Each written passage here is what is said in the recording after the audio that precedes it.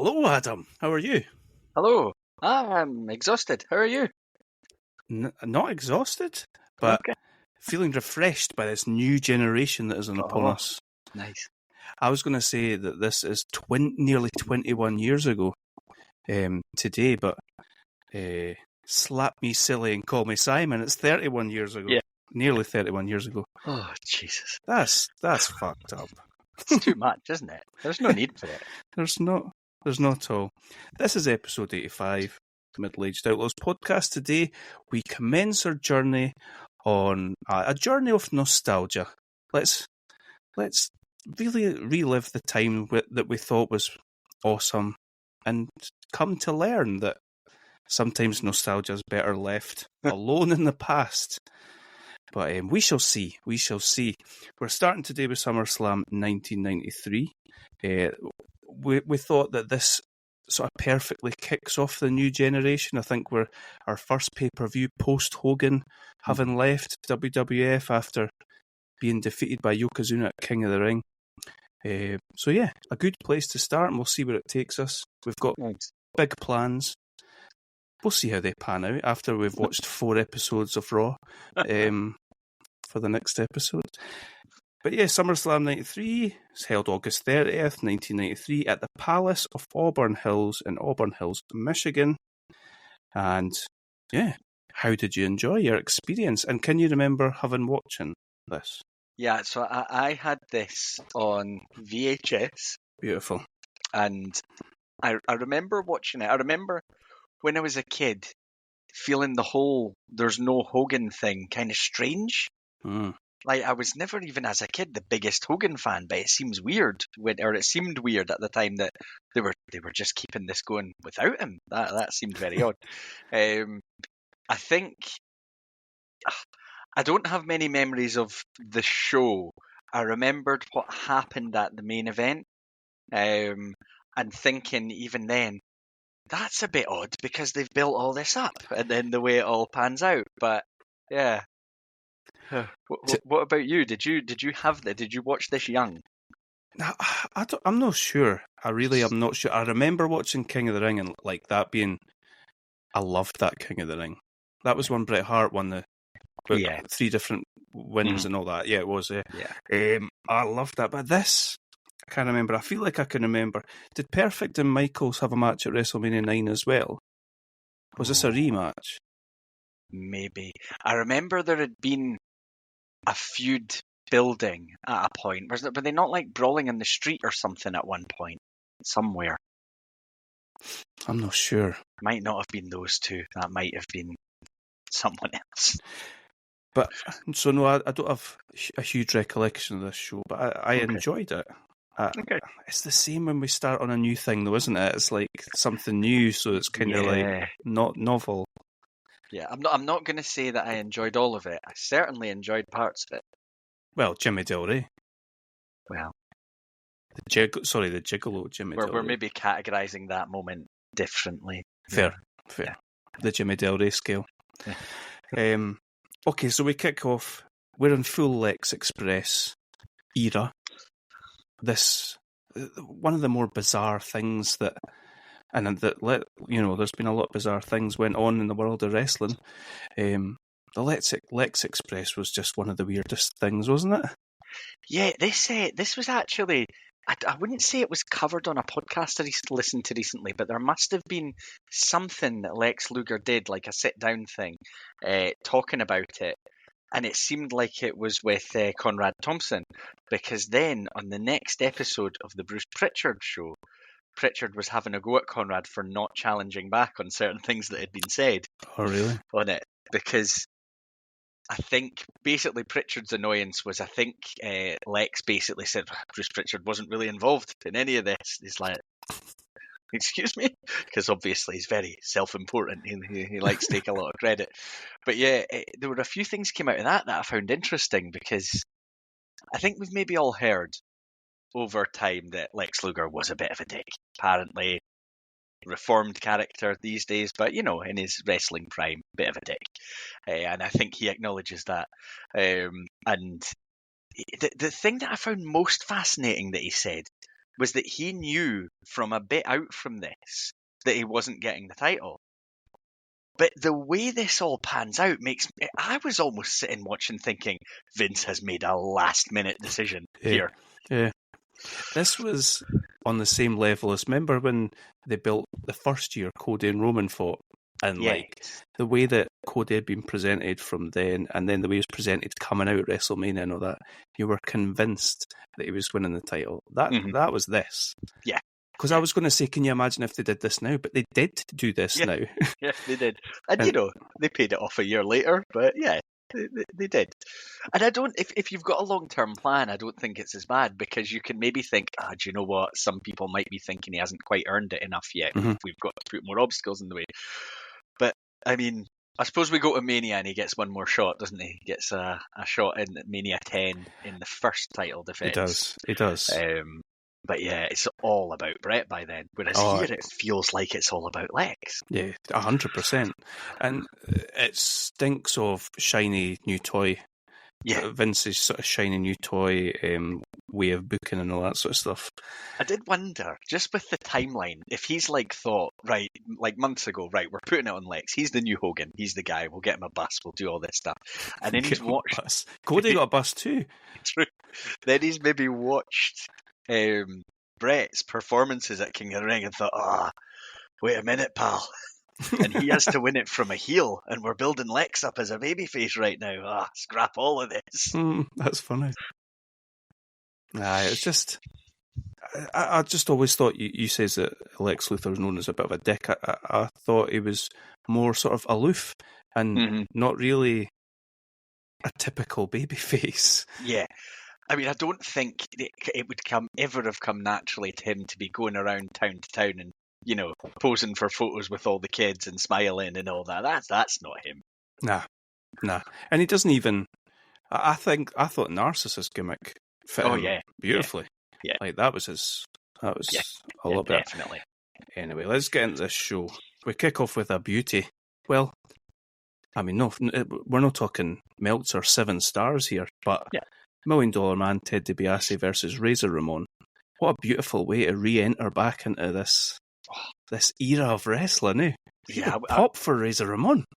I was happy with this because you'd actually messaged me, I think when we'd agreed to do this as the next journey, saying who was your favourite from this era, but not allowing me to pick Bret Hart. And I was like, right. And Razor Ramon was the very first name that came to mind for me. And you sort of think of it because he was a heel, and then he was a good guy, babyface, and then even when he went back a bit heelish, he was almost cool heel type thing. But there was always something about Razor Ramon. Oh, definitely. I was surprised to see him get a face pop because I just assumed he would have been a heel, but he seemed like he's just been the exact same character, but like the fans have come round to him. Yeah. Maybe got humbled by 1, 2, 3 Kid or whatever. Yeah. I really liked this match.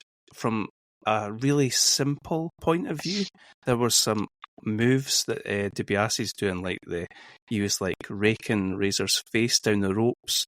I think Razor does that thing where he DiBiase's holding on the ropes and Razor pulls the ropes and he comes flying in. Yeah. Just the simplicity of it all. It was slow and methodical, but in a enjoyable way to watch. Yeah. I enjoyed this. It also brought me back to how much I despised DiBiase as a kid, but in a really cool way. He's so good at being a heel. Obviously, the character's brilliant. It's this guy who's basically saying he can buy you and he can buy everything in the world. But I kind of forgot just until I was sitting watching this how much I hated him as a kid. Oh, that's amazing. I love that. Is he? Is this a Vince thing? Like, is Ted DiBiase kind of supposed to be playing Vince? No? Yeah, I think, I remember hearing a story from before the DiBiase gimmick was out there where they were on a plane. Vince hates smoking, and they were on a plane, a bunch of him and, probably Pat Patterson, etc., a few people, and there was a guy in front of them who was smoking on the plane, and obviously you could do that then, and Vince ended up kind of negotiating with him for an amount of money for him to stop smoking. Oh my God. And I sort of heard loosely that I think it was from Pritchard that was kind of the origins of the Ted DiBiase character. And if Vince had been an in-ring performer, that is what he would have wanted to play himself. That's amazing. You imagine him saying everybody's got a price. We've not really mentioned him, but it's him and Bobby Heenan on commentary, and we've got the booming. And oh my goodness, unbelievable! Yeah, it's again nostalgic, isn't it? Yeah, it's the near falls that always get me. It's the one, two, Heenan is the MVP of this show. Oh, he's great.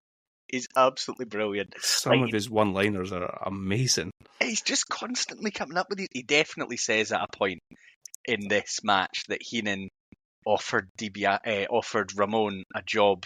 That DiBiase offered Ramon a job as a domestic, like to do cleaning and stuff like that. He's just putting in all these little bits of story. Absolutely brilliant. It's hilarious. This match finishes sort of straightforward, razor's edge. Yeah. 1, 2, 3. Nothing huge to talk about. Like I say, it's no 7 stars, but it is a good way to start the show. I really enjoyed it. Agreed. In the crowd now, we've got Top Creep, Todd Pettengill, being a complete fucking weirdo with the Steiner's mum and sister. The mum, she doesn't want involved in this, and she's very clear about it from the start. Like, how do you say that? How do you say whatever? Yeah, just whatever you say on live TV.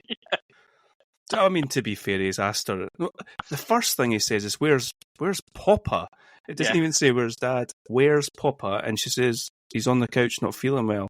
Pettengill's determined to get to the bottom of this. I feel he's no believing it. I wonder if he came in to the company as some kind of investigative reporter and he just can't put it down. And he also really puts his foot in it by saying, "I can't tell which is which is a massive insult to the daughter. Yeah.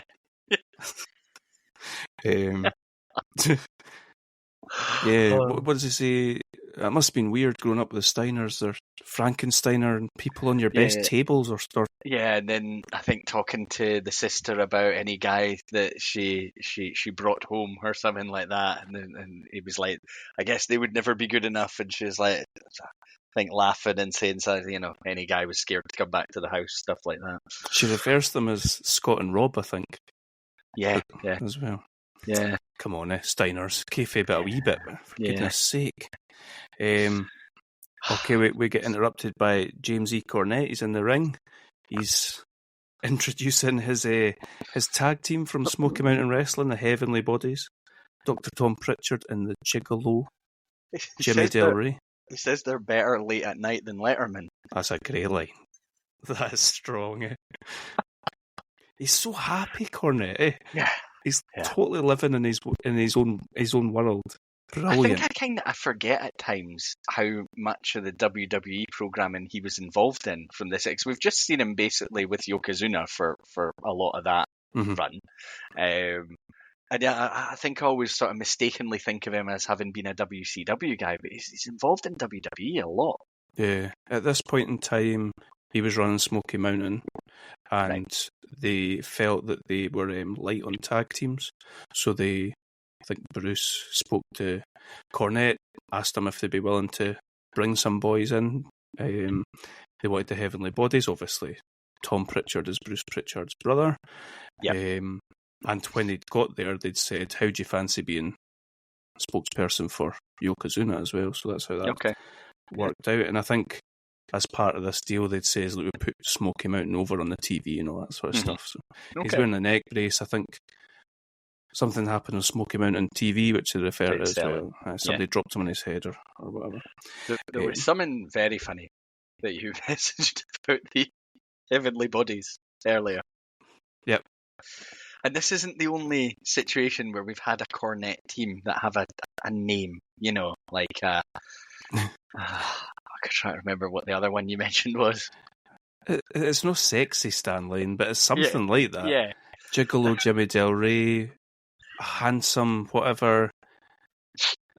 Where does Cornette meeting these people to become their manager? But like, none of them really live up to the billing. No, that is absolutely not true. Jimmy Del Rey is clearly a gigolo. Oh, But the rest of them... I think Cornette's having a laugh with that. Is it Sweet Stan Lane, maybe? Yeah, I think it's Sweet Stan Lane. But yeah, he's obviously, spoken to these guys, at some point, long time in the past, and been like, you two guys got some pretty average bodies for wrestlers, so can I call you the heavenly bodies? You see, at 9-year-old or whatever they'd been at this, I wouldn't have questioned that these were called the heavenly bodies, but when you think about it, it's quite funny. So they are taking on, they're challenging for the WWF Tag Team Championships against the champions, the Steiner brothers, who get a hometown pop. Again, massive. Mm-hmm. It was class. Yeah. I thought the old tag team belts looked amazing. Yeah. Immediately took me, sometimes you just look at something, you hear a song, you smell something, whatever, it just took me straight back to like a Panini sticker album. Nice. And I could see the tag team belts were on 2s, so you had to get half and half. Nice. That just took me straight back there. So there was a Panini sticker album for WWF. I missed out there. I had the, like the World Cup ones and stuff like that, but It's never too late. You can get anything on eBay these days. True. What do you think of this match, this tag team match for the titles? I liked the start. I thought Heavenly Bodies were showing some good tag team coherence early on. Yep. You kind of know it's a matter of time before they start getting dominated. But I thought both teams were working as teams, which I like. Mm-hmm. I think we've talked about this before about, tag team wrestling, the years that it wasn't a feature in WWF, and when you got a tag team match, it just felt like it was two singles guys thrown together a lot of the time. These feel like teams, they behave like teams, they function like teams. Yeah, so I enjoyed that. I quite enjoyed the match. So, Scott Steiner was like watching a different guy. Yeah. I'd said to you that I was really looking forward to seeing the Steiners. He did a monkey flip within a couple of seconds of the match starting. Yeah. A tilt-a-whirl slam on Del Rey. You had like Scott Steiner style. Rick Steiner styles never really changed. Yeah. But Scott was like unbelievable. Mm-hmm. Obviously, his finishing moves at Hurricane Rana. So yeah. Do you remember we watched one? It must have been a Halloween Havoc, and he did that. Somebody coming off the ropes, and he dropped them like square on their head. Yeah. That was class. Yeah. He managed to not do that this time. Yeah.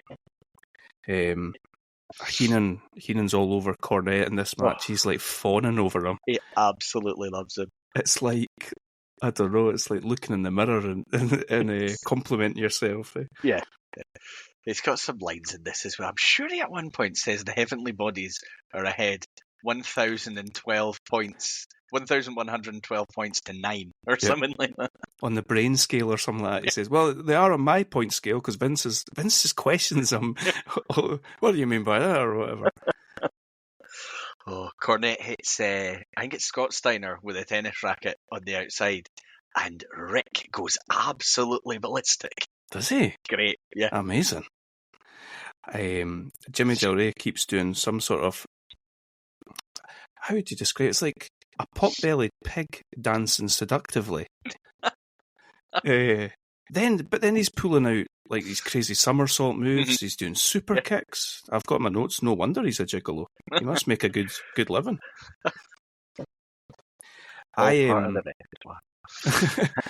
There's as they went through this match, and eventually I think they end up getting heat on Scott Steiner, and isolating him. And the first time I've seen a proper, I've always got a thing about this, but a hot tag, like a genuine hot tag, to the point where they almost got their hands on Scott and he just got the tag to Rick right at the last minute. Yeah. Brilliant. And Rick Steiner goes absolutely mental, as kind of you're used to seeing him do. And Heenan says, Mrs. Steiner just gave her daughter a clothesline. They're all nuts. Which is brilliant. We've got a badminton racket thrown in by Cornette. He hits Rick, and I thought that was it. I thought we had new champions. Yeah. He kicks out. Yeah. And from there, pretty quickly after, Scott hits a running Frankensteiner, and Rick gets the pin. They retain. But they were always surely going to retain in Michigan. Yeah. I think this was, it felt like a bit of a showcase, but with no real threat. But yeah, I was realising how much, obviously, I've not watched all that much current content until a few months ago. But I see real proper managers, like a Jim Cornette at ringside, interfering, doing all these little things. I really miss that. Yeah. I feel like that's what we grew up on. There was always the different, like, the Genius, and we saw Harvey Whippleman here. They had rosters of wrestlers. It's a total lost art, isn't it? Yeah. Heyman's about the only one. Yeah, Heyman's the only one, and obviously he's had a hell of a career, but it does feel like he's very much last man standing now. Aye, 100%. Cornette's brilliant in this match, and he cuts an amazing promo later as well. Yeah, with Yokozuna.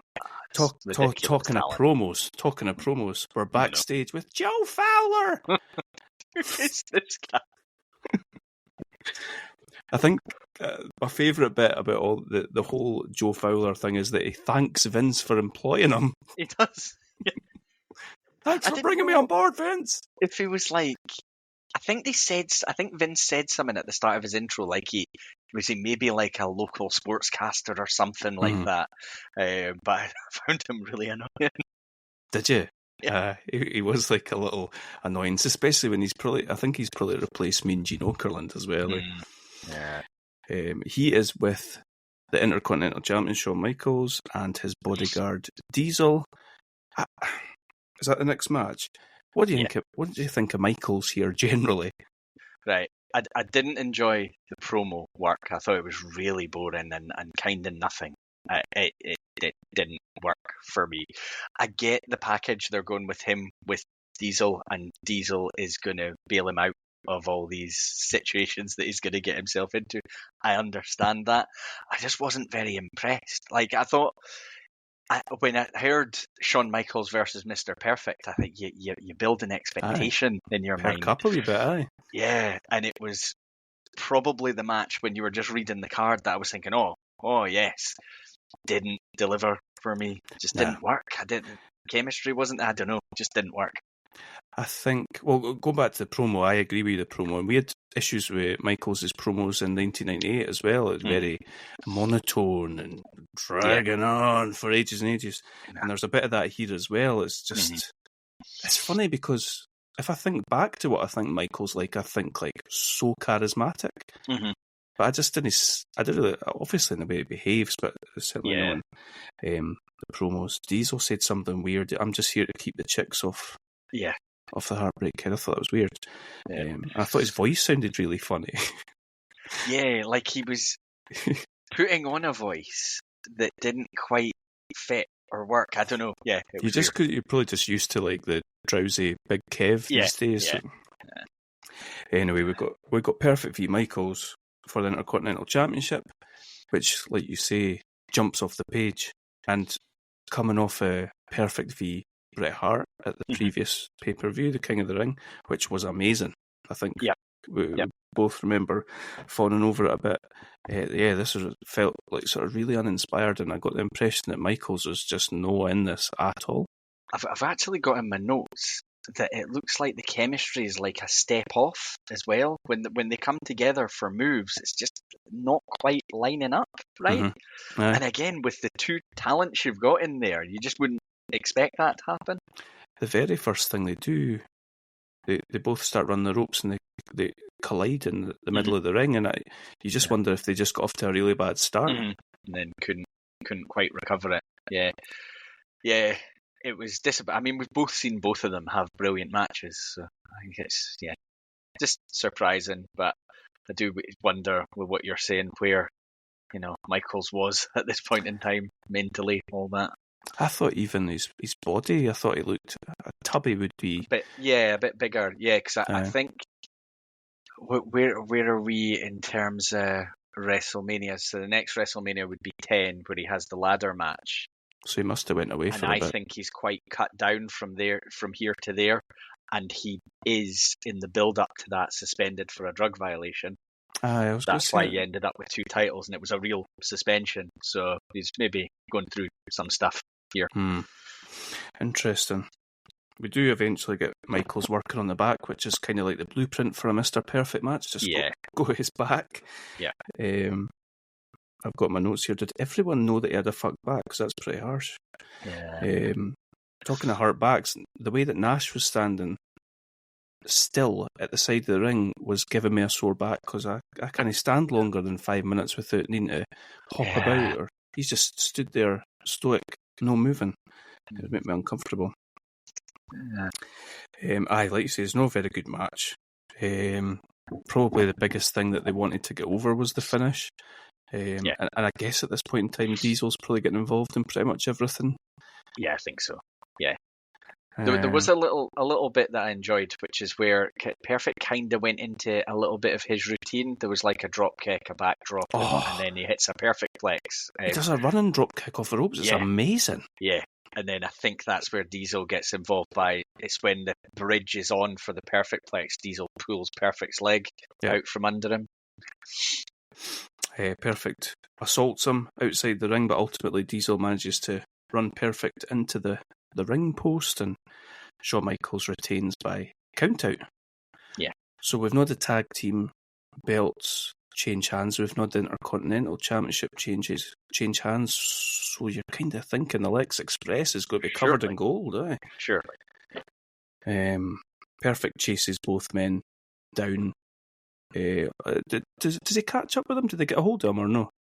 No. So is this after Diesel had knocked him down with a punch? Yes. Yeah. I don't think we see him catch up with them. I think they're kind of through the. Oh, because I tell you, Todd, that creepy bastard Top Pettingill. Yes. He's kind of. Do you remember when Mean Gene was like telling off Dean Malenko? Yes. That's what this was like. Yeah, he lays into Michaels.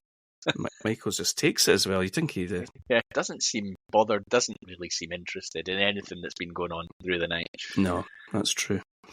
Okay, let's go backstage with your man Joe Fowler. Are you nervous, Shawn? I'm nervous. The Sean Waltman here looks 12 years old. He does. He's got a proper Minnesota type accent as well. It's so funny. Why is that asshole like as soon like you're there just to interview this guy? No, tell him that you're nervous because it's your first pay-per-view and all that. Just ask him how he's feeling. I'm going to make it all about himself. Fucking Joe Fowler. I can't remember what 123 Kid was saying, can you? Not very much. His promo was awful. Like, he's just trying to squeeze in words like tax cheats and things like that, and it's just really bad. And then Joe Fowler shouts something like, he may be small, but he's a hero! Back to you, Vince. Oh, it's like he's been given some notes or something, what to try and say and get in there. It just comes across really awkward. He ended up being 123 Kids, well, X-Pac. He ended up being a pretty natural seeming talker on the mic, but he's obviously incredibly young here. I think even as he got older, I remember watching something. I want to say it was like, it kind of been Ring of Honor Hall of Fame, but it was something like that. It was like an independent Hall of Fame or something like that, and he got inducted, and he was so nervous, and that was like pretty recent. Okay. So that takes us to IRS in the ring. We didn't even get an IRS intro. What's going on here? He's, he can't tell everybody. What does he say? Detroit is now known as the tax cheat city. He must have said that in every single TV show. Incredible. And like, this is obviously is a guy who was a very skilled worker and all that. I don't know that he ever came across naturally when talking ever in his career. Just like your classic, he's a good in-ring hand. And much as like he and DiBiase obviously team up for quite a period of time. And I had that proper hatred for DiBiase because he was such a good heel. I just wanted IRS to go away. That's a shame. Yeah. I quite liked IRS, but I think because I liked his figure. Oh, the action figure. Nice. Okay. I always used to have, it was Tatanka versus IRS. I used to Did you just hate Tatanka? Is that what was maybe Buffalo? Have IRS beat him every night? So obviously we've seen Mike Rotunda when he was in WCW in like '89, and he was like a varsity athlete type. Yeah. Gimmick. And then they turned him into was it Michael Wall Street or something like that? Yes. Yeah. Was that after IRS? No, was that before? No, that's before IRS. And I imagine that's why Vince maybe went in this direction with him when he brought him in. I liked Money Inc. and they had a good tag team. Like run with like the Natural Disasters, Money Inc., Legion of Doom. All that was class. Jim Johnson absolutely phoning in the 1, 2, 3 Kids theme song. Absolutely horrendous. Seems like he's just like leaned on the keyboard. I've said here, take a drink every time Vince says maneuver. What a maneuver! Sorry, go on. The crowd are quite into 1, 2, 3 Kids. That's exactly what I was just about to say. Yeah. They're amazing. Yeah. Like if that match was now, people would be sat on their phones and all that. Yeah. They were loving this. Yep. It's brilliant. I thought the moonsault by 1, 2, 3 Kid would get the win. Yeah, I was kind of expecting him to get the win here. Because obviously we're not that far. They mention when Razor is facing DiBiase as well that 1, 2, 3 Kid got a win against DiBiase, but I think Razor had interfered to help that happen. Right. So I kind of wondered if something similar was going to happen here. And we're obviously coming off the back of him. I guess he gained Razor Ramon's respect by beating him and all that sort of stuff. This match sort of finishes out of nowhere with a clothesline, a lariat. I also thought he maybe kicked out. Oh, really? Yeah. So IRS, was that the write-off? Tax write-off? Or write-off? Yeah, I think so. Yeah. And we got the pleasure of seeing the brain scan. Yes. After that. Which I'd forgotten about, but I liked. I was wondering as he was doing it how that matches up with like analysis on the American sports at the time, because I imagine they are just fully taking the piss out of that. 100%. It's good. Here we are, top creep, Todd Pettingill. Well, just somebody get him out of this crowd. He's in the crowd now with Owen Hart and his piece of shit brother Bruce Hart. They are dressed very strangely. Like skin-coloured clothes and leather pants and cowboy boots.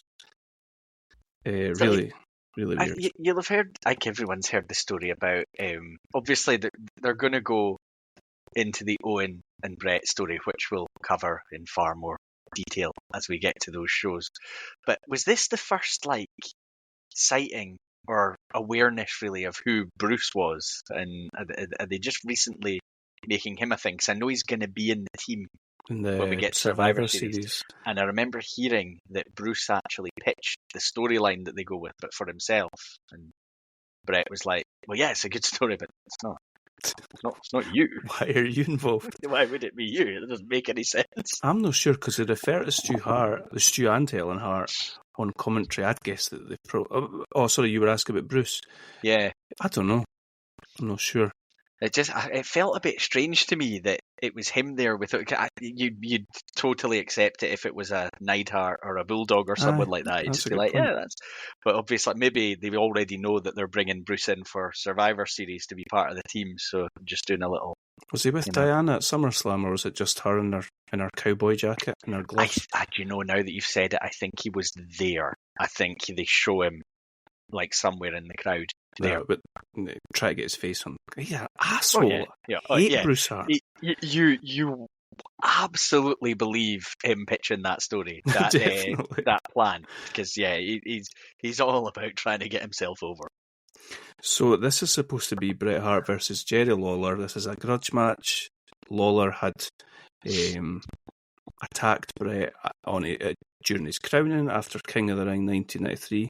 Allegedly, really left it in when he was hitting him with his King's Scepter and all that sort of stuff.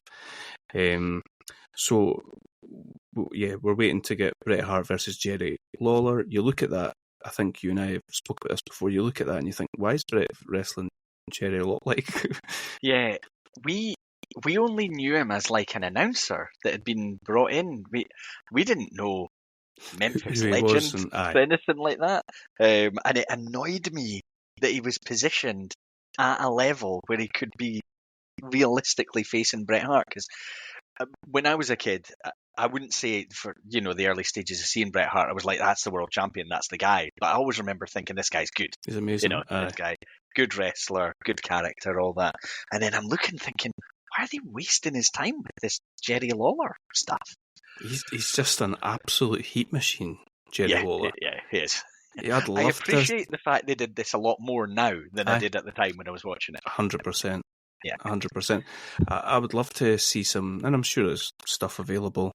I'd love to see him getting heat. What was it, Memphis? That he was in. I'd love to see some of that stuff because I bet it's brilliant. Yeah. See so he comes out, he's got an ice pack on. Is he on crutches? Is he? Yeah. He's on crutches. Yeah. He's got a big ice pack on his knee.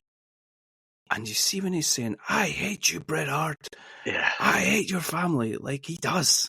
He does. He definitely does. I hate your dad. All of that. Heenan is immediately backing up Lawler's car crash story, his whole scenario that he's mapped out about his reason for being on crutches and all that. Heenan's like, I knew something had happened, I just couldn't say it. Yeah. He says some little old blue-haired lady pulled out in front of him and caused a 10-car pile-up, and he had to pull himself out the fiery wreckage, and he came straight here against doctor's orders. But they've told him that he's unable to wrestle. Heenan interjects here on commentary to make sure that we know that he rescued 10 children out of a school bus and all that sort of stuff. See, while Lawler's saying what'll happen to him, Todd Pettengill keeps giving knowing looks to the camera. Does he? Yeah. Todd. I was thinking, I bet Vince is raging after he's seen God damn it, what's he doing? So Lawler says it, as much as it pains him to not be able to wrestle Bret Hart tonight, he needs to introduce a substitute. Because he says he's self-appointed court jester. Yeah. Doink the Clown. Which is, how weird is it to think that we've got a pay-per-view with Doink versus Bret Hart? Yeah, it's weird. Doink comes out and does the classic, he's got 2 buckets, he throws confetti over a little girl in the crowd, and then throws a bucket of water over Bruce Hart. I think that might be a legitimate reaction for Bruce Hart. He's desperately trying to get to him. Apparently that was an my Owen. favourite bit about this. Apparently that was Owen's idea. Brilliant. Which is class. So we can talk about this match. I've got lots and lots of notes. Vince, but we need to address this because Vince says that Doink the Clown is considered one of the greats in terms of technical wrestlers in the WWF. Yeah. At this point, it's still, what's his name again? It's not Brooklyn Brawler that's under the... No guy. What's his name again? Big Josh or something like that. Remember we've seen it. We saw him in WCW as well. Yeah, Matt Bloom. Matt Bourne. Yeah. Matt Bloom's A-Train, isn't it? Yeah. And he's a great wrestler. Mm. And he is a good technical wrestler, actually. But yeah. Don't they try and convince me Doink the Clown is considered one of the greats? Yeah. Sometimes Vince just talks, I think.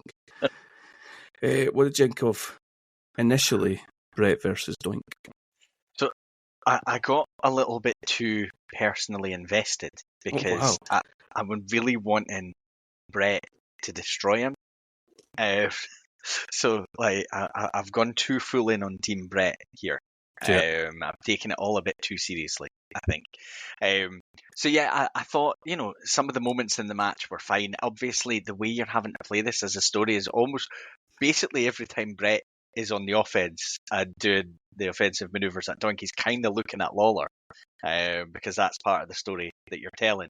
But then it almost becomes that, well, actually, there's a risk here to Bret, because if he doesn't take Doink seriously, he could lose the match. Because Doink gets in some moments and has a bit of offense where he's looking like a threat, but then I noticed as Bret kind of gets going, he's looking at Lawler as he's doing a lot of the moves, which makes sense. I'm fine with that.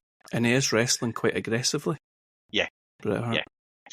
I noticed it was Bill Alfonso as ref, who I just remember from ECW. I didn't really know that he'd been a WWF ref. Hard to not see him without a whistle in his mouth and being incredibly annoying. Yeah. I just kind of felt like, I didn't think this actually went on that long. I've got the times here. But I just, results. I felt this just seemed, I would never normally say this about a Bret Hart match, it just seemed to drag on a little bit. 9 minutes.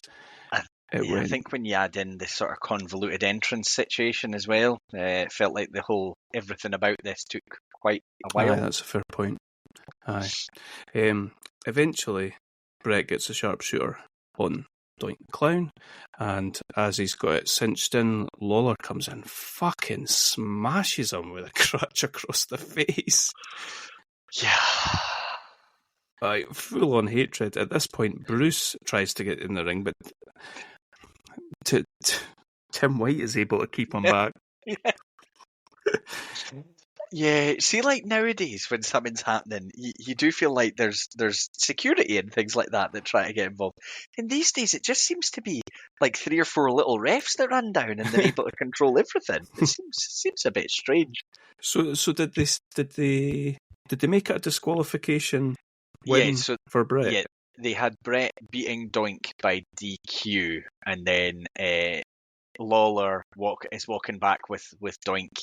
And Jack Tunney appears in the ramp and tells Lawler, clearly, obviously, you're not injured, so you've got to get in the ring and face Bret.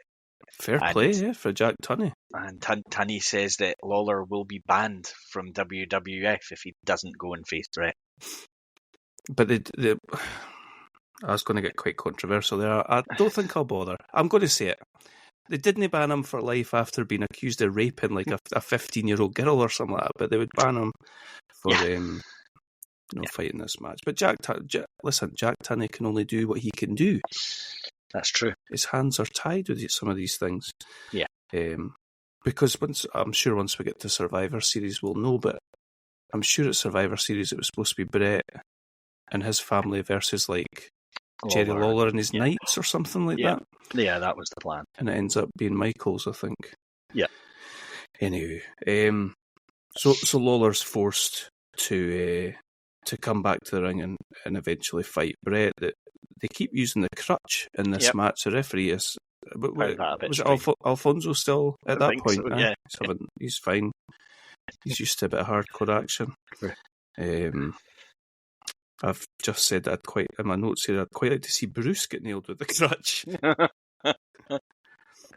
It's quite a violent moveset that Bret's going at Lawler with. Like, Lawler gets in, like you say, crutch shot and crotch. Yeah, crutch shot, crotch. And he uses it, I think, to choke him as well. Yeah. But then as soon as Bret takes over, there's there's a pile driver and that. I always still wince a little bit when I see pile driver. It's beautiful. It's and it is like I think we're so used to seeing the sort of smooth, we'll just out wrestle you, Bret, but this was pissed off. Bret, and I want to fight you. Even his punches had snapped to them. It was brilliant. This was the Bret I was envisaging in my story when I went to WrestleMania after the screw job. Nice. It's this Bret that I love want. it. My favourite part of this match is the end, and I can remember watching this years ago and thinking like, this is all a bit too much.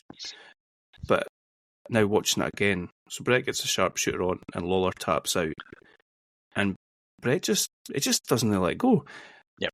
And then when you think back to what Lawler did to him after King of the Ring, and I assume they've had bits and pieces back and forward in between, the fact he's standing there and saying, "I hate you, Bret," like the way he's saying it, Yeah. Yes, hold the sharpshooter until Yeah. his fucking legs snap. Yeah, it was good. Why would he let go? Yeah. So I proper like that, and you don't really see that, do you? I No. think it's normally like, oh, he's snapped, he's crazy, Yeah. you know, like Shamrock Used sort to do of it with stuff. Shamrock, yeah. But with this, like, you know that Bret's went crazy. He's just fucking really pissed off. Yeah. Yeah, I like that. I don't know what I mean in my notes here, but I've got something about because Bret keeps going at him even after they've released, and I've got something about Bruce definitely went into business for himself there. Did he strike someone or do something? Okay, so my note says, look at that piece of shit, Bruce Hart, trying to make this all about him. So he's obviously done something. Yeah. Ah, Bruce. So it was like a fairly good match, but it was quite elaborate, wasn't it? Never complain about Bret, but like you, I like the ending. Yeah, I think that tells a good story. That's that is probably as vicious and aggressive as Bret gets. It's still a wrestling move he's doing. He just will not release it because of everything that's gone before. I like it. There you go. I love that. Compare that to today, and it would be like chairs and tables and whatever, set ourselves on fire and dive out the window. Okay, we've got Brock Lesnar walking through the streets. We've got Ludwig Borga walking through the streets of America, basically telling us what a shithole it is. Yeah. So, foreign equals bad in Vince's playground. Now, I think he's Finnish, isn't he? But I think maybe did prove to be quite a problematic guy as time went on in his life. I think there's maybe a swastika tattoo that's covered up. There's a few things with this guy. I don't think he sticks around all that long in WWF. He really looked like Brock Lesnar. Yeah, he did. I found it weird though. Immediately, I suppose we know by the end of this, but immediately he's challenging or tearing into Luger, who is Mr. America right now. I don't think people should overlook Marty Jannetty like that. Talk about some problematic characters. Mr. Facebook himself, Marty Jannetty. What a shame. It's always the way when people split up that the other guy ends up, he's still got the tag team music, he's still got the Rockers music, he's still got the Rockers gear on. He's probably already been fired and brought back 3 times at this point. What a shame. This should have been a squash, I think, if we were trying to get, and it kind of was, but not enough, if you know what I mean.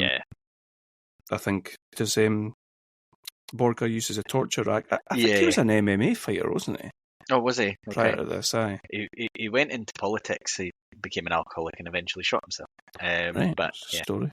But I don't think he was in WWE all that long. I've heard Pritchard say things about him as well. Just like, he just says things like, just not a good guy.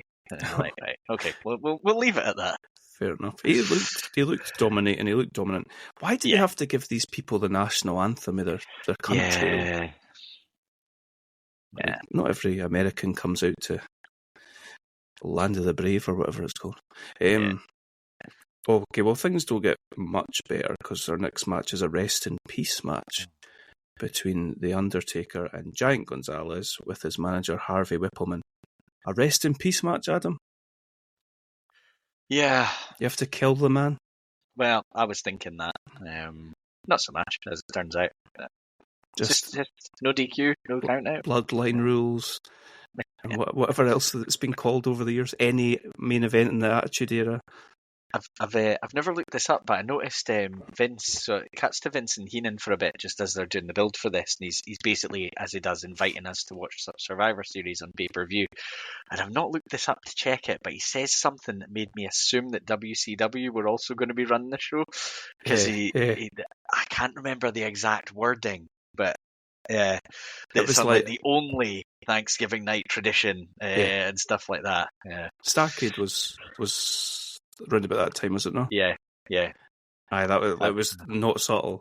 No, not at all. So Harvey Whippleman's got the urn. Do you remember Giant Gonzalez being this tall?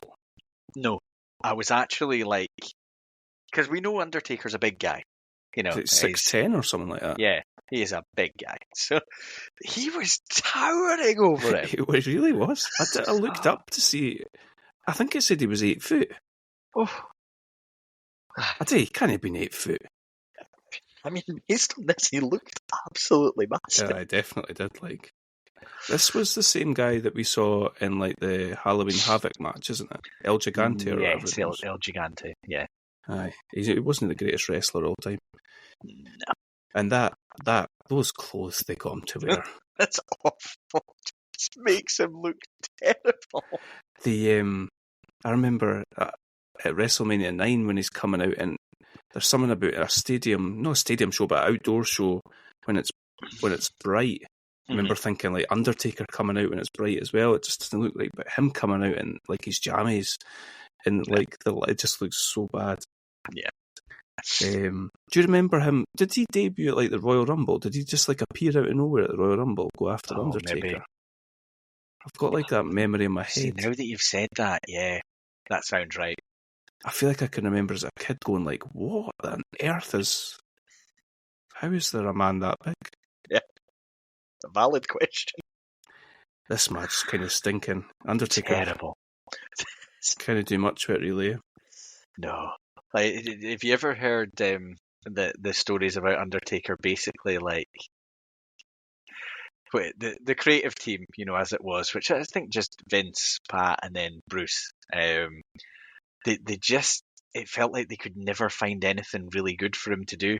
They'd bring in all these guys and they'd be terrible. And Pritchard said that he knew when Taker walked back through the curtain after matches against some of these guys, and Pritchard said he just looked at him and was like, I'm sorry. Man, he must have loved Kane coming around. Yeah, well, I imagine they just thought that would be one shot as well. They must have had about 20 matches against each other. Mm. The one that finally worked. Absolutely. Because Diesel, wasn't it? Or the fake Undertaker. Yes. Fake Undertaker 90, that like next year, SummerSlam 94. Yeah, that might be right, yeah. Undertaker taking that knees first bump over the steps. Did he always do that? That's like a Mick Foley thing to me. It kind of stood out to me, so I don't think he did. Like sort of halfway through this match, I kind of sort of lost interest in it a little bit, but Paul Bearer appears like with full entrance music and all that, with a black wreath. Yeah. I obviously didn't have background on what was going on story-wise. Did Giant Gonzalez had he attacked Bearer or something? Yeah, they'd stolen the urn. They'd attacked right, Bearer and stolen the urn. So this was like, I think by the sounds of it, the first time that Paul Bearer had been seen, and maybe since the attack. Right. And I think they were playing up, you know, the power of the urn and the fact that Undertaker, you know, couldn't do a lot of his usual stuff without that. And now he'd also didn't have Paul Bearer next to him. So this was like the comeback moment. I wonder at what point the urn disappeared from a kayfabe standpoint. I remember seeing Punk stealing the urn and didn't he like empty it out and say that's Paul Bearer's ashes that were in it? Yeah, that might be the last time I really remember it being a feature of anything.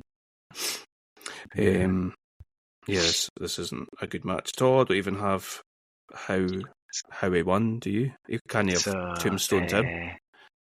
So Taker's down and Bearer comes back with the wreath, and then he knocks down he knocks down Whippleman straight away, goes and gets the urn, raises it, and Taker does the setup. Taker hits him with about 20 clotheslines and finally knocks him down with a clothesline off the top. I think it's just a clothesline off the top that gets the pin win. Fair. Not really much else you can do. No. I've got here Gonzalez is raging with Harvey. He's just hit him with what is one of the worst choke slams I've ever seen. Yes. Yeah, it was bad. Yeah. That wasn't a face turn. Giant Gonzalez never... I just can't imagine we even see him again. Nah, you may be right. Backstage with Joe Fowler, and he manages to get out of the way and let Cornette just cut an epic, legendary promo as the camera gets closer and closer and closer on Yokozuna's face. It's absolute cinema. He also, I really like the way, I can't remember what he said, but Cornette firmly puts that interviewer in his place. Yes. Puts him down with something. Oh, I wish I'd taken a note of it, what he says. It's funny. Because it looks like it's just off the cuff. Yeah. Whatever he says. He does. That's just funny. Absolutely destroys him. Brilliant. What a great idea to have Yokozuna with Fuji and Cornette. Because Fuji obviously plays his part really well. He's so menacing. And he loves to get involved. Mm-hmm. And it makes sense to have like an English translated or spokesman or whatever. Mm-hmm. Did you watch the thing I sent you of them on what was it called, like Regis and Kelly or something? Oh yeah. Cornette's like just I don't know, he's just made for it. He's so good, really funny. That's a great promo, but then we didn't actually get the payoff quite yet because we got a 6-man tag match. Now this was supposed to be Bam Bam and Luna Vachon versus Tatanka and who would it? Sherry. Sensational Sherry. Right, okay. I think she maybe jumped to WCW, so they had to pivot and did this 6-man instead. So you've got the Smoking Guns in Tatanka, which is quite a strange pairing. Yeah, Heenan makes some sort of quip about cowboys and Indians getting along or something like that. And the Head Shrinkers in Bam Bam Bigelow with Luna Vachon and Afa. I thought they just looked like total badasses together. Yeah. I got really confused at the start because I wasn't like looking at who the matchups were supposed to be. I was just making my notes as it went, and the Smoking Guns came out, and I was like, all right, okay, here's your filler before the main event. Here's your tag match. And then I saw Tatanka come out, and I thought, is he opposing the Smoking? And then it kind of all came together eventually in my head. I didn't have a clue what was going on for the first part of this. I would like to have seen the Head Shrinkers and Bam Bam just like tear across the roster, just destroying people. They looked so cool. What was it? Fatu and Samu? Yeah. Yep. They do a good thing where there's like all three of them headbutt somebody at one point. Yeah. Love it. Did anyone ever care about the Smoking Guns? I think they had a run as tag champs. Surely no. Crazy, I think Billy Gunn's still wrestling. Yeah, and I from what I've seen, which isn't a lot, still looks ridiculous. Unbelievable. Yeah. Unbelievable. Sorry, to say who wins this? A fucking roll-up. Tatanka wins with a roll-up. You've got 3 absolute animals in there. I've said, was he even a legal man? And just as I wrote it, Heenan said it as well. There's a bit in this. You know, Tatanka used to do it's like his version of hulking up. He would start doing his dance and all that. He starts doing it, and Bam Bam absolutely wipes him out with an enziguri. Yes, amazing. Bam Bam was amazing. A lot. Yeah. That was our palate cleanser to get us ready for what I assume is the main event coming next. We get Joe Fowler backstage with the Lex Express driver, Hank Carter. Now, why were they filling with this? If this is the real Lex Express driver, apparently the Lex Express driver said that he was never going to drive the tour bus for Lex Luger again because of his behaviour. Did he? Now, that is not what he says in this interview. Oh, the guy says this in real life? Yeah, he apparently said it to WWF officials. Wow, what was Lex doing in there? I don't know. Well, Hank is extremely two-faced because he says he enjoyed visiting the Children's Hospital in Philadelphia with Lex. Well, this was so odd. He's watching in the bus as well. That seems a wee bit harsh. Does he? Bring the guy into the arena. Come on. I was thinking that. Do you remember, I think we went on a stag, do you remember? And some wee boy drove us down to Leeds and he just sort of like sat in the bus the whole time. We were there for like a weekend. That's what this poor guy, Hank Carter's done. He's just chauffeuring Lex Luger everywhere. I'm not even getting to see the. The bus drive back was no picnic for that poor driver either. No, absolutely not. I don't know if this is. I don't know if this is true or not. In my notes here, I've got Todd Pettengill is with a pirate in the crowd. Do you remember this? And the crowd are going absolutely crazy with the USA chants. So what I've written is Todd Pettengill is in the crowd with some absolute fucking moron. That's what I've written. Fair. Are you sure it wasn't Todd Pettengill himself?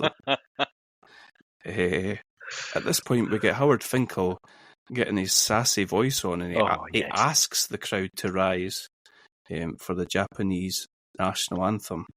Yeah, it's very disrespected. Finkel or the guy? The anthem's disrespected. That's almost making Yokozuna the babyface here, the way that the crowd are reacting. But then going to get Savage, so immediately babyface, regardless of what Savage in full American regular. This is what he's stuck doing now. If he's not doing commentary, this is what he's doing. So he comes out with some boy that croons his way through the American national anthem. It's absolutely horrendous. Yeah, awful. Is this is post WrestleMania 9, so Savage has been told like you're too old to wrestle. And he's supposed to become an on-air personality. Is that right? Yeah. I've just seen what I've written in my notes, and it's not good. About Savage? Kind of. Oh dear. Savage does the introduction showing favouritism. Come on, Randy, you're better than that. This guy's going to steal and kill Liz. Oh, Lex Luger, all right, okay. Yeah. Not the guy doing the anthem. Not Hank Carter, I mean. Yeah. He could possibly do it with his access to buses and sinister two-facedness. Okay. Let's go to the main event. First of all, typical thing that I like to get annoyed with. Why is the champion coming out first, Adam? Yeah. Can you tell me? Nope. So Yokozuna's out with Cornette and Fuji, and then Luger's. What? You couldn't tell me what Lex Luger's music is, could you? What does he come out to? Did he come out to some sort of American jingle type thing? I think he maybe does. Yeah, unless they only play that at the end. That's what's in my mind, though. I think that's what it was. The announcers are kind of telling a story here that I don't think I'd ever known as a kid. That it seems to be that Lex Luger's been told that this is the only shot he'll get while Yokozuna's champion, unless he wins the Royal Rumble. Ah. And also that he has to have the padding on the metal plate forearm. I suppose that makes sense from a babyface point of view. Because they really put over when he was a narcissist about this titanium plate. That was legit though, wasn't it? He had a motorbike accident or something. I think that's right, yeah. Vince says that Yokozuna's bulked up for this matchup. Wait a couple of years, Vince. Yeah. Once the stubble starts coming in, he really goes for it.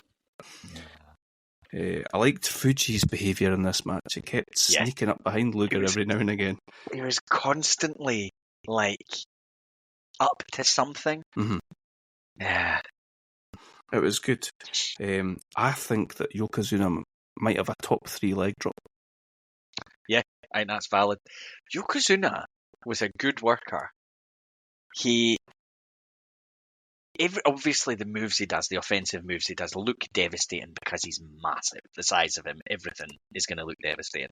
Apparently, according to folk that wrestled him, he's light as a feather. He's not going to hurt you. Yeah. And I feel like he's quite good with his facial expressions and stuff like that. Because he goes from killer to looking a little bit vulnerable, and I think he's actually really good at that. Me too. Oh, definitely. And I think he also, as a kid, that's a legit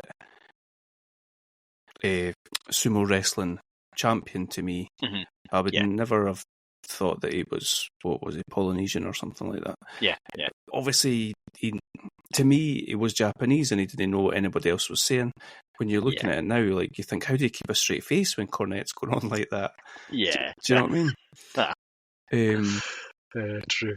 I think I loved him. I proper loved him. I've got in here. I can remember getting the Yokozuna figure and thinking this is the pinnacle of life. So nice. There we go. Nice. This was actually quite a good match for what was. Yeah. I think I had it in my head it would be rubbish. Yeah. I think to be fair, we've maybe fallen into that trap with Lex a few times where we kind of assume his matches will be terrible. He's had some good matches. Oh, definitely. Best match against Steamboat that we've seen. Yeah. Is it like Bash 89 or something like that, maybe? Yeah, I think that's right, yeah. Great American Bash. Yeah. But this was good, and I think he was. I feel like he was on the cusp of hulking up at one point. Mm-hmm. It felt so much like a Hogan match. The main issue I had with this, from Lex's point of view, wasn't his fault. It was Vince constantly trying to tell me how intelligent Lex Luger was. He said it about 5 times. Why is he harping on that? Don't know. It annoyed me. Has he slammed him on the? Yes. He's done all that. That was his turn babyface moment. Right. That makes sense. Was it like the USS Navy something or other? Yeah. I like how Yokozuna. I think if Yokozuna wrestled now, he'd be like flying about all over the place, taking bumps and all that stuff. I like how he used to do the I'm nearly going over. It wasn't quite like sort of silly like how Andre the Giant did it. Like, with Yoko, he's quite low to the ground, so you legitimately buy that he is nearly over, and then when he knocks him down, it feels like it's come as part of. There's good payoff. Yeah, I like that. What do we get? Yoko missing Banzai drop, and Luger throughout this match is trying to slam him, very Hogan-esque. Mm-hmm.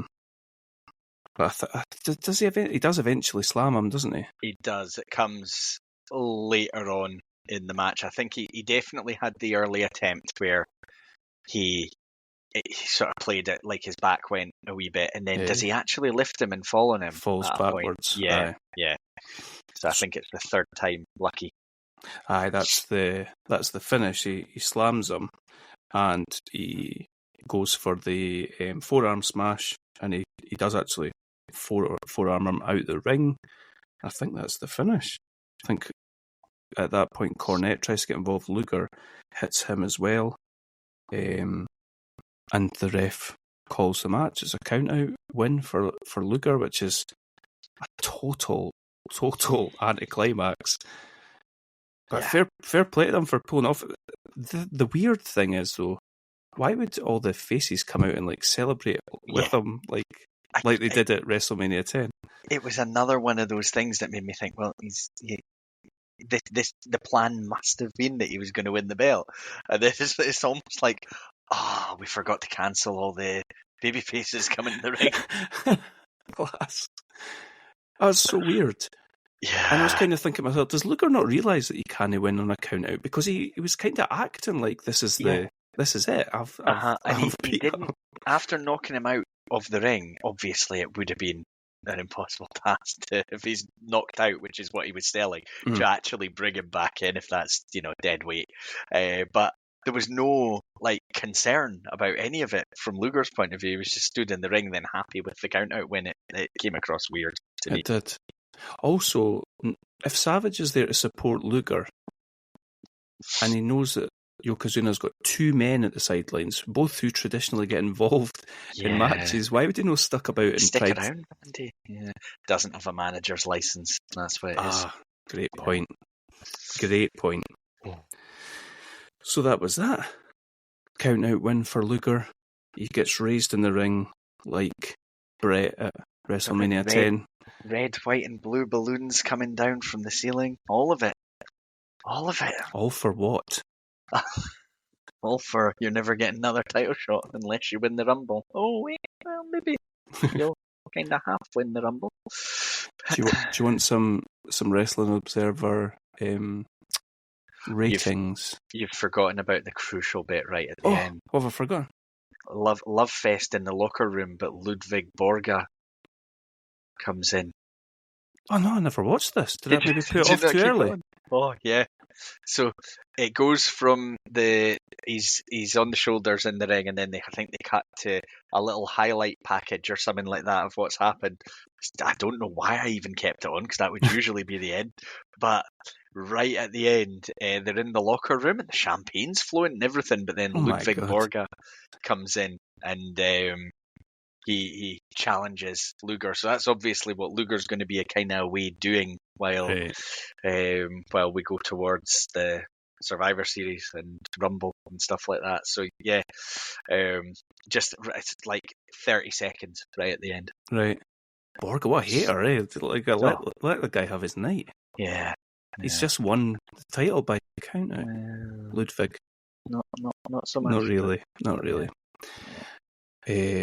So our ratings that we got, 3.5 stars for Steiner's Heavenly Bodies. Okay. Bit harsh. 4 stars for Lawler Bret. And that is it. That's it. That is it. Okay. So not impressed with the main event. 17 minutes that went. Quite long, eh? Yeah. Big Yokes. What a beast. Yeah. He could go. And there was a dark match, Owen Hart versus Barry Horowitz. So Owen was supposed to be there. Bruce just turned up. I'll come and stand in front of you, Owen. I think a good start for us. Yeah, I enjoyed it. Like I wouldn't say loved every minute of it. I enjoyed Razor Ramon and DiBiase. I really quite enjoyed the Steiners and the Heavenly Bodies. Yep. So I thought that was good fun. I enjoyed what happened with Bret. Mm-hmm. Not so much the matches, but kind of where we went there. And this main event, I didn't think was bad. I thought it was all right. Aye. I thought so too. Probably low expectations, but aye. Yeah. I think I've told you this before, but I do think that WrestleMania 9, which is considered to be one of the worst WrestleManias of all time, is probably my favourite WrestleMania. Yeah. So nice. this You've definitely mentioned that before. I love this era, and I'm so happy we're watching it. Nice. 4 episodes of Raw next for us. We'll go through pretty much all of September. Into October, we've got 2, 4, 6, 8, 11 episodes of Raw, and then we're at Survivor Series. So we'll see how we go. So we're doing the 4 episodes that immediately follow this SummerSlam. Aye. Cool. And we'll see how we feel after that. We may say after that, right, let's just do the pay-per-views. There'll be quite a lot of squash match behaviour in there, but I'm hoping there's nice bits of storyline on the go and things like that. I kind of miss that squash matches. Tradition of a job guy and like the sort of main or mid-card guy getting all his moves off and looking awesome. From memory, I think what they used to have is like one match that was a bit of a headline match. It was like 2 established performers against each other, and basically everything else was giving one side of a story, I think. Be interesting to see how those play out. Aye, excellent, cool. Normally what we would do is look at what we've got coming, but that is what we've got coming, and we're definitely not going to run down future matches on Raw. So yeah. We'll call it there. That was a good start. You can get off to your kip now. Yeah, it's needed. I'm so old. We all are. We all are, definitely. Remember, SummerSlam 93, 31 years ago. Right, buddy, we will talk in 2 weeks after we've got Raw. Nah. Okay, bye-bye. Yeah.